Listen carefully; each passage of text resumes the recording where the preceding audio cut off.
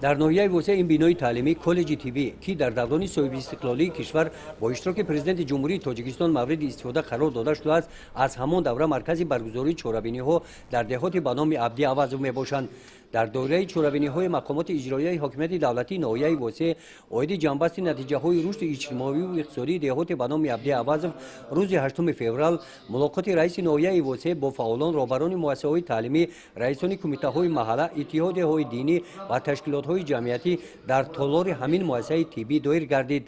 در این همایش رئیس ناحیه وسیع در ملاقات روبرو با ساکنان دهات از وضع زمان معاصر ظهورات‌های نامطلوب تروریسم و اکستریمیسم سخنشان را آغاز نموده از والدان و آموزگاران اهل جماعتچگی دعوت به عمل آوردند که در تعلیم و تربیت نسل نورس هوشیار و زیرک باشند.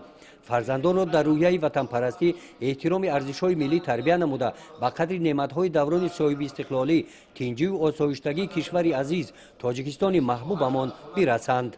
در مورد تربیت وطن پرستی جوانان قید کرده شد که دهات به نام عبدی عوض در دعوت تیرماهی جوان پسران به صفهای قواهای مسلح جمهوری تاجیکستان در ناحیه و ولایت ختلان نخستین شده نقشه دعوت را اجرا نموده است.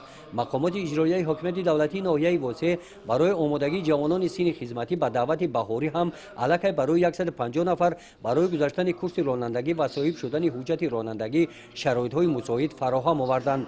در ناحیه وسیع دهات به نام عبدی عوض از 9 دهه عبارت بوده شماره اهالیش 22850 نفر است. در این دهات 7 مؤسسه تعلیمی و 2 مؤسسه تا مکتبی فعالیت دارد. شغل ساکنان دهات دهقانی بوده در سمت استحصال محصولات‌های کشاورزی و دیگر دهات‌ها پیشرفت می‌باشند.